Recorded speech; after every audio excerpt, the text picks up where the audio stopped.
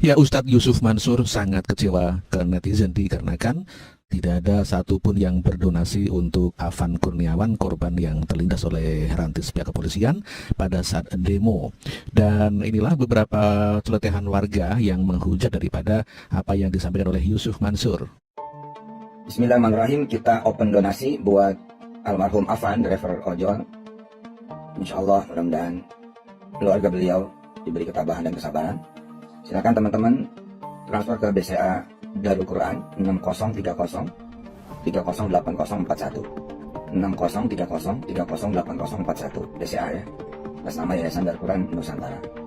Konfirmasi WA-nya 0817 019 8828 0817 019 8828. Berapapun dari kita insya Allah. Assalamualaikum warahmatullahi wabarakatuh.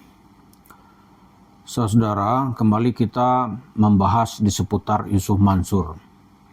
Banyak juga orang yang mengatakan begini, udahlah Romongso itu penontonnya makin lama makin berkurang. Ngapain bahas-bahas Yusuf Mansur terus? Kan banyak lagi cerita-cerita lain yang perlu dibahas. Ini perlu kita jelaskan ya, kenapa kita membahas Yusuf Mansur. Ada sebuah hadis dari Rasulullah SAW yang mengatakan kullukum ra'in wa kullu ra'in mas'ulun an ra'iyatih. Setiap kamu itu adalah pemimpin, kata Nabi. Dan setiap pemimpin akan ditanya tentang apa yang dia pimpin, apa yang dia buat terhadap hal-hal yang dia pimpin. Mas'ul ya, dimintai pertanggungjawaban. Kalau dunia modern dikenal seorang leader atau seorang pemimpin, a leader gitu, who has to take risk. Seorang pemimpin itulah orang yang berani mengambil resiko.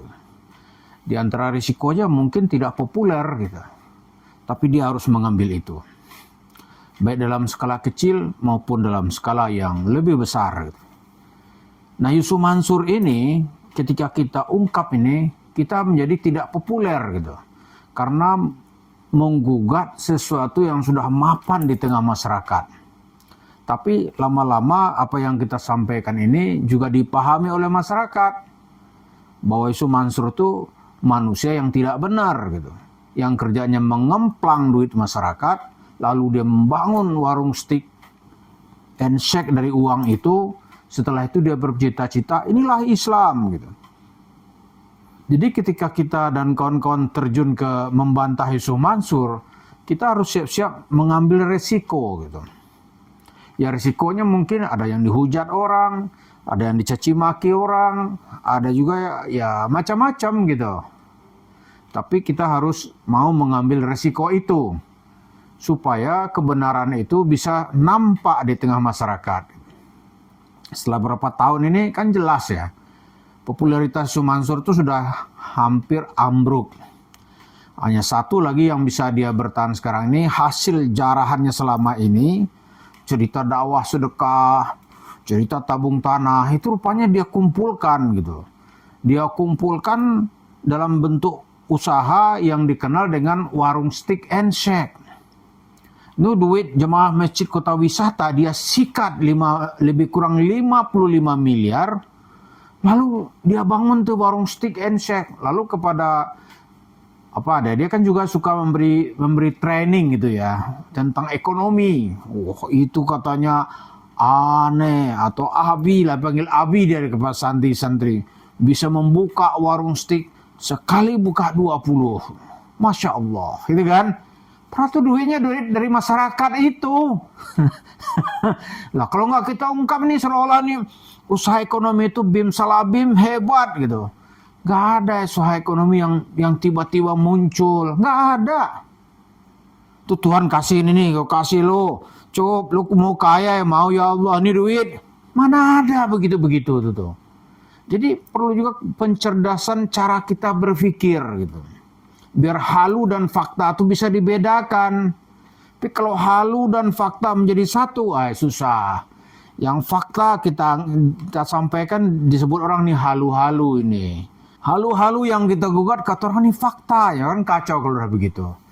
Nah sekarang di tengah masyarakat Yusuf Mansur itu telah bisa dipisahkan oleh masyarakat Ini hanya berhalu-halu gitu. Nggak mungkin ada orang kaya dengan sedekah, gitu kan. Dia sedekah 1 miliar, punya lapangan terbang yang luasnya 40 hektar di pinggir laut. Ya dicek kebenarannya di mana ya. Ini salah satu kecerdasan masyarakat sekarang ini, nggak mau lagi dia dipelorotin duitnya, dirogoh kalungnya, dibuka cincinnya, dia nggak mau lagi. Nggak mau dia. Enak aja kita susah-usahanya susah gitu. Jangan disebut oleh Hagim nih, hati-hati. Kalau dengar ceramah Yusuf Mansur, itu AA rumah yang paling bagus mana? Sedekahkan. Ya kan? Ini ibu-ibu simpanannya di bank ada nggak? Kalau nggak ngaku musyrik. Kan digituin oleh Yusuf Mansur nih. Nggak ngaku kafir. Nggak ngaku munafik. Begitu orang ngaku, langsung disikat. Mau nggak? Percaya nggak dengan janji Allah? Tentu orang bilang percaya. Ya udah, sedekahin semuanya. Orang pulang nanti menyesal dan miskin gitu. Ini kalau nggak kita ungkap yang begini-begini, ya udah lama itu kedikdain Yusuf Mansur entah sampai di mana. Karena halusinasinya tuh udah melampaui cakrawala. Dia mau beli Manchester United menjadi Mansur United, ya kan? Dia membeli klub-klub bola di Eropa, gitu. Padahal bolanya nggak dia beli, ya kan? Katanya kita bangun peradaban Islam, di samping klubnya itu Barcelona misalnya nih. Wah, kita ganti misalnya nih dengan klub bola yang namanya Darul Quran. Ya kan? Lalu dekat itu ada masjid. Diminta lagi duit ke masyarakat. Mau nggak mengislamkan orang Eropa? Siapa yang mengislamkan satu orang nanti dibukakan oleh Allah pintu surga, dikasih 70 bidadari. Bapak mau nggak dikasih bidadari yang cantik mengalahkan artis? Modalnya 1 juta, ya orang mau aja ya kan? 1 juta. Dah, setelah dapat duit mah dia, entah berapa dapatnya. Kan banyak dulu nih di popularitasnya nih. Entah berapa miliar, nggak ada laporan. Masjidnya ada nggak? Kalau kata orang Betawi ini sepengkitan aja nggak ada. Nggak ada.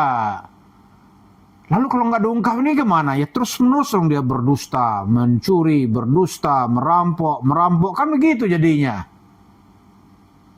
Lalu dia bilang kalau bisnis aja Allah, bersama Allah, lillah, billah, tallah, entah apa gitu ya. Jadi kita menjelaskan begini-begini ini, yang jelas kita juga sudah menghitung resikonya. Ya kan, resikonya ada kita hitung. Karena di balik resiko itu ada jaza, ada balasan. Jadi antara balasan dan resiko itu dihitung gitu. Maka kita hadir di tengah-tengah dakwah yang seperti ini. Gitu ya. Jadi bercita Yusuf Mansur ya kita tidak bisa mengatakan kecuali kita sampaikan secara benar. Gitu. Kalau nggak itu kemana? Jadi walaupun hari ini misalnya penonton kita berkurang gitu, itu nanti kalau kasusnya sudah mulai diangkat dan dia sudah ditangkap, pasti ramai lagi itu. Karena kasus-kasus besar banyak menimpa isu-isu yang kita sampaikan. Tapi kalau laporan kita diterima, jemaah-jemaah itu mulai dipanggil sebagai saksi dan Yusuf Mansur jadi tersangka, itu penonton kita akan ramai.